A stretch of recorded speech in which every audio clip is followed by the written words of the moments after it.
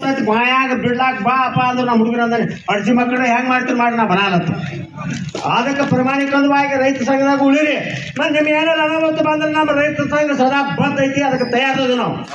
ಮತ್ತೆ ನೀವು ತುಳು ಮಾಡಿ ಏನಾರ ಮಾಡಿ ನಮ್ಮ ಕಡೆ ಬರಬೇಡಿ, ಪ್ರಾಮಾಣಿಕವಾಗಿ ಬರ್ರಿ.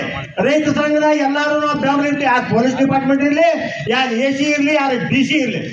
ನಿಮಗೆ ಹೇಳ್ತಾನ ಐಗಳಿ ಪೊಲೀಸ್ ಸ್ಟೇಷನ್ದಾಗ ಒಂದು ನಿನ್ನೆ ಕೇಸ್ ಇತ್ತು. ನಾ ಮೂರನ್ನರು ಒಂದು ಕಂಪ್ಲೇಂಟ್ ಕೊಟ್ಟಿದ್ರು.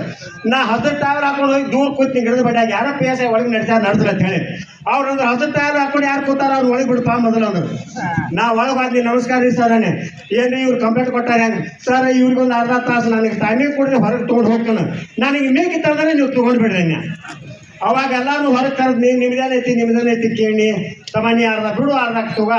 ಇದ್ರಾಗ ಕೋರ್ಟ್ಗೆ ಹೋಗಿ ಪೊಲೀಸ್ ಸ್ಟೇಷನ್ಗೆ ಹೋಗಿ ವಿನಾಕಾರಣ ರೊಕ್ಕ ಕಳಿಬೇಡಿ. ಇದಾಗನೇ ಎಲ್ಲಾರು ಹೂ ಅಂದ್ರು.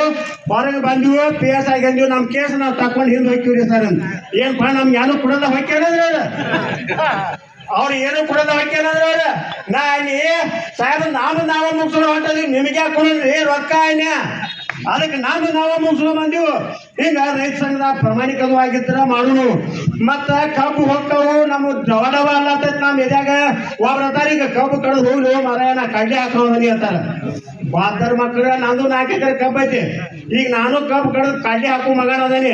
ಇನ್ನೊಂದು 2 ದಿನ ಮುಂದಾಗಿತ್ತು ನಮ್ಗೇನ್ ಮಾಡ್ತಾರೆ ಮಕ್ಕಳವ್ರ, ಅವ್ನು ನಮ್ಮ ಕುಂಡ್ಯಾಗ ಪಟಾಕ್ ಸೇರ್ತಾರ, ಅವ್ರ ಕುಂಡ್ಯಾಗ ಬಾವು ಬಿಡಲ್ಲ. ನಾವು ರೈತ ಸಂಘ ಅಂತ ಬಾವು ಬಿಡೋದು ಪವರ್ ಐತಿ. ಮತ್ತೆ ಕೆಂಪಾಡಿ ಟ್ಯಾಕ್ಟರ್ ನಮ್ಗೆ ಹಂಗಿ 8 ಗಾಡಿಗಳು ಸುಗರ್ ಗೋಡೌನದಾಗ ಹಾಕಿ ಕೀಲಿ ಹಾಕ್ಯಾನ.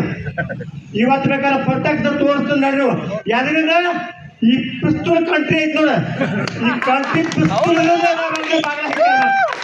ನಿಮಗೆ ಕರೆ ಹೇಳ್ತಾನ. ಮತ್ತೆ ನಾನು ಟ್ಯಾಕ್ಟ್ರಾಗ ನೌಕರಿ ಮಾಡಿದ ಮಗ, ಕೆಂಪಾಡಿ ಟ್ಯಾಕ್ಟ್ರಾಗ 10 ವರ್ಷ ಚೇರ್ಮನ್